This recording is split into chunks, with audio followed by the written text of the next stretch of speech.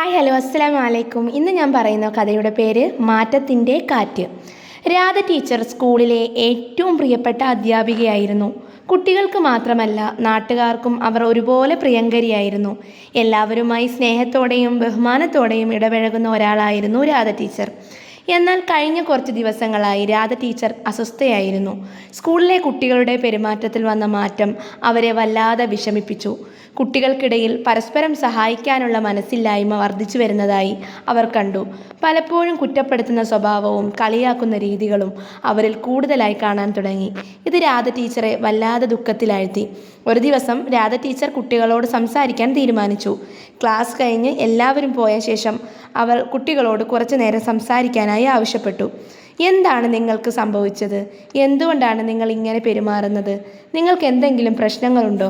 Radha teacher സ്നേഹത്തോടെ ചോദിച്ചു. കുട്ടികൾ ആദ്യം മടിച്ചു. എന്നാൽ രാധ ടീച്ചറുടെ നിർബന്ധത്തിന് വഴങ്ങി അവർ ഓരോരുത്തരുടെയും മനസ്സിലുള്ള കാര്യങ്ങൾ തുറന്നു പറഞ്ഞു. ചില കുട്ടികൾ വീട്ടിലെ പ്രശ്നങ്ങളെക്കുറിച്ച് പറഞ്ഞു. മറ്റു ചിലർ കൂട്ടുകാരുമായുള്ള പ്രശ്നങ്ങളെക്കുറിച്ച് പറഞ്ഞു. എല്ലാവർക്കും അവരവരുടേതായ വിഷമങ്ങൾ ഉണ്ടായിരുന്നു. രാധ ടീച്ചർ അവരെ ശ്രദ്ധയോടെ കേട്ടു. എന്നിട്ട് അവർ പറഞ്ഞു, കുട്ടികളെ, നിങ്ങൾ ഓരോരുത്തരുടെയും പ്രശ്നങ്ങൾ എനിക്ക് മനസ്സിലായി. എന്നാൽ പ്രശ്നങ്ങൾ ഉണ്ടെന്ന് കരുതി മറ്റുള്ളവരെ വേദനിപ്പിക്കുന്നത് ശരിയല്ല. നമ്മൾ എല്ലാവരും ഒരുമിച്ചാണ് ഈ ലോകത്ത് ജീവിക്കുന്നത്. പരസ്പരം സ്നേഹിച്ചും സഹായിച്ചുമല്ലേ നമുക്ക് മുന്നോട്ട് പോകാൻ കഴിയൂ. കുട്ടികൾ രാധ ടീച്ചറുടെ വാക്കുകൾ ശ്രദ്ധയോടെ കേട്ടു.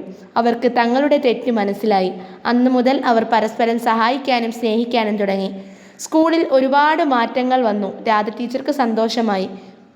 ഈ കഥയിലൂടെ രാധ ടീച്ചർ കുട്ടികൾക്ക് മാത്രമല്ല, സമൂഹത്തിന് മൊത്തത്തിൽ ഒരു നല്ല സന്ദേശമാണ് നൽകുന്നത്.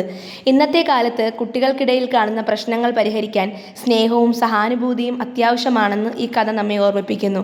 കൂടാതെ കുട്ടികളുടെ പ്രശ്നങ്ങൾ മനസ്സിലാക്കി അവരെ സഹായിക്കേണ്ടത് മുതിർന്നവരുടെ കടമയാണെന്നും ഈ കഥ നമ്മളോട് പറയുന്നു.